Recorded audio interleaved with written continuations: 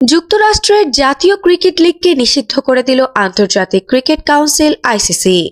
সংস্থাটির সভাপতি হিসেবে ভারতের জয় শাহ দায়িত্ব গ্রহণের পরপরই এমন কঠোর সিদ্ধান্ত এলো। আপনি কি ফটোগ্রাফার খুঁজছেন? আমাদের আছে এক ঝাঁক অভিজ্ঞ ফটোগ্রাফার। সেই সাথে আমাদের আছে সরকারি ও আন্তর্জাতিক প্রতিষ্ঠানের সাথে কাজ করার এক বিশাল অভিজ্ঞতা।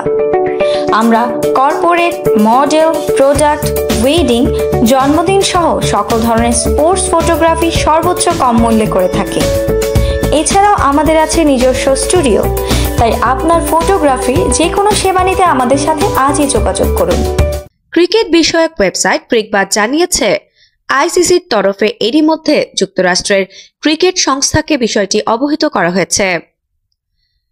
প্রসঙ্গত, চলতি বছরের যাত্রা শুরু হওয়া যুক্তরাষ্ট্রের ন্যাশনাল ক্রিকেট লিগে খেলছেন বাংলাদেশের allrounder Shakib Al হাসানও। Los Angeles ওয়েবসের নেতৃত্বে ছিলেন তিনি।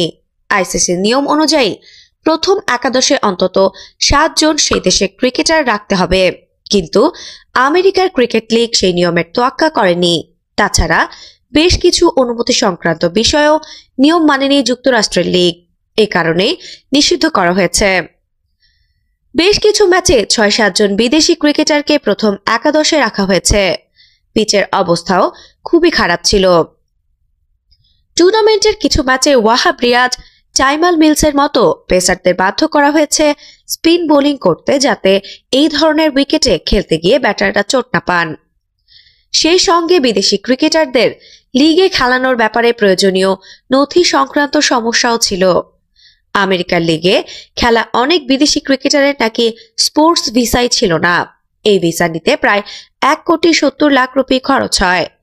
এই ভিসা না নিয়ে অনৈতিকভাবে খরচ কমানোর চেষ্টা করা হয়েছে বলে দাবি।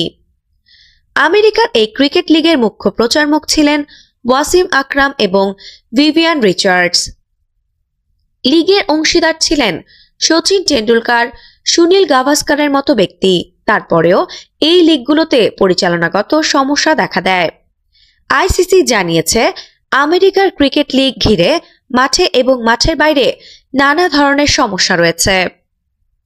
আফসানা নওরিন, বাংলা স্পোর্টস।